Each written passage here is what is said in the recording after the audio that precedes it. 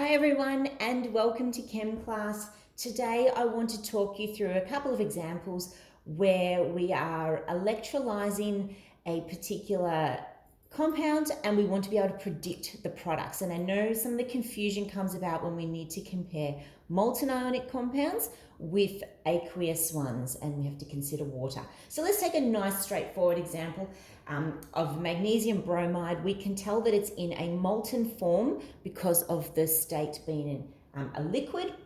So it means that the only species that we have present that we are electrolyzing here, some Mg2 plus ions are present and some bromide ions. So that's all we have to consider. We need to identify those two particular species on our electrochemical series, and I encourage you to use something like an erasable pen or put your electrochemical series in a plastic pocket and use highlighters so that you can rub out. With these questions, we start to get to complex ones where there are multiple species to consider, and it's really helpful if we can circle or identify visually where all of those species sit on our table. So over here I have some Mg2 plus, so I'm going to circle that there, and some Br minus, which I identify here.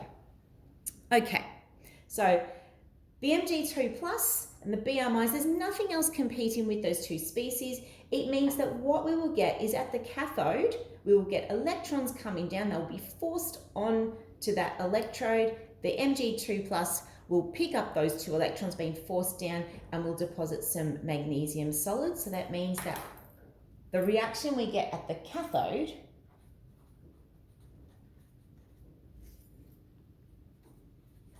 Mg2 plus, so I'm just copying out my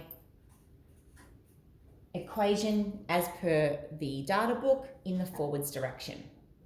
It also means that while we are connected up to this power supply, the bromide ions, the electrons are being ripped off it. So at the anode where oxidation occurs and electrons are lost, we get the reaction written in the reverse. Okay, so there's two reactions from those two species. What if we change this scenario? Because you might already realize that there is a challenge with using molten ionic compounds, and that is, if you remember when you studied ionic compounds, the ionic bonds are so strong that the melting points are therefore really high, so the amounts of energy that needs to be inputted to turn that into a molten state is really high. So we have an expense with that as well as safety of the operational costs of it. Okay, so let's compare now if my magnesium bromide happens to be in a solution. So the first thing we need to do is we need to identify what are all these species that are present. We still have those two, but now because it's in a solution, it means we also have some water present. So when we come back to our electrochemical series, we still have these two original species present, but we also need to identify where water is on the series so that we can factor that in and see if that's going to be a problem. So there is some water. Now, please remember that when you are working with a solution and you are trying to locate water on your electrochemical series, please remember there should be at least two water molecules that you are circling. One should be on the left side of your column and one should be on the right side. We're looking at it as something that can be oxidized and reduced. So I've identified the water there. There is water sitting above it, but after I explain to you about what we are looking for, you'll realize why we don't need to pay attention to those. Okay, so now what I have is 4 different species. All right, so we need to consider what is actually going to preferentially oxidize or reduce. Now, we already should know before coming into this topic that these reactions, these equations are all listed in an order. They're in an order of highest to lowest, and in an order of what? Well, this is the strongest oxidizing agent. What that means is this species is the most likely to reduce. This one would be next and so on and so forth. And so this particular species, Li+, is the least likely to reduce. So they are in order of how likely they are to reduce when we're in standard conditions.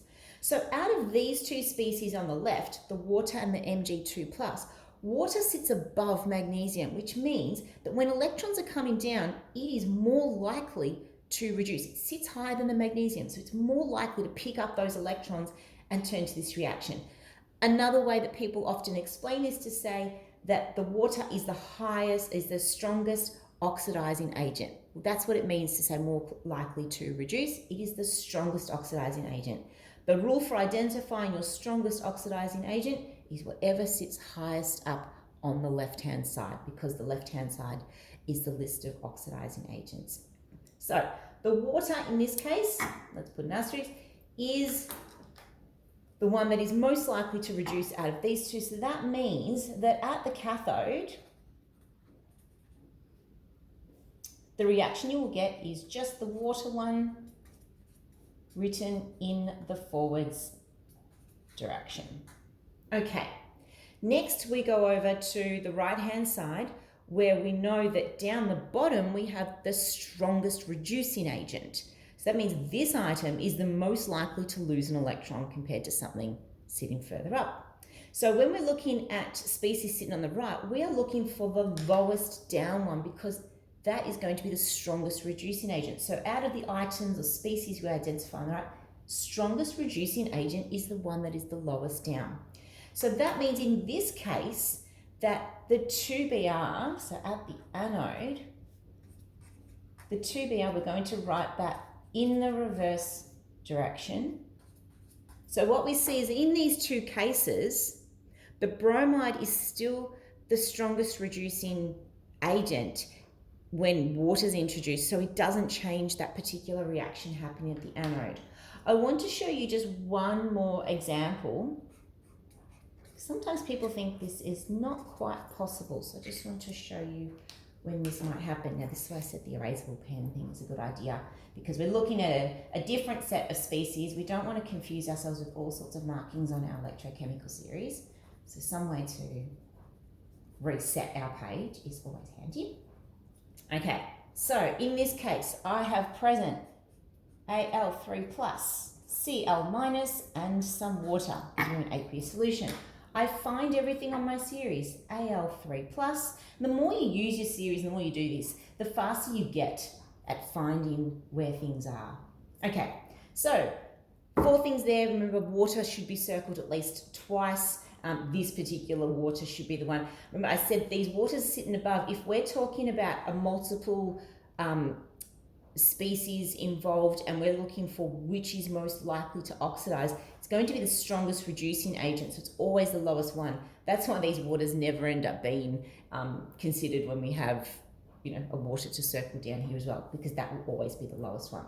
Okay, so in this case, on the left, strongest oxidizing agent or most likely to reduce is whatever is sitting highest on the left. On the right-hand side, whatever is sitting the lowest is the strongest reducing agent. So that's going to be the most likely to oxidize. If you notice, what I have here is that the water is being oxidized and the water is being reduced. Yes, it is possible to oxidize and reduce water. So in the cathode, we have this one. Again, just writing it out as it is, my series. At the anode, we have the water going to oxygen gas. So the only thing I'll point out about this particular scenario is that at the anode and cathode, we have water, essentially the aluminium and the chloride aren't really doing anything, just acting as an electrolyte, but the water is being oxidized and reduced to the 2 electrodes. So what you get is gases being produced at both electrodes, hydrogen at one, oxygen at the other, and at one electrode, you're becoming more basic, and surrounding the other electrode, you're becoming more acidic, and you might look out for that in some of your prac work. Okay, hope that helps.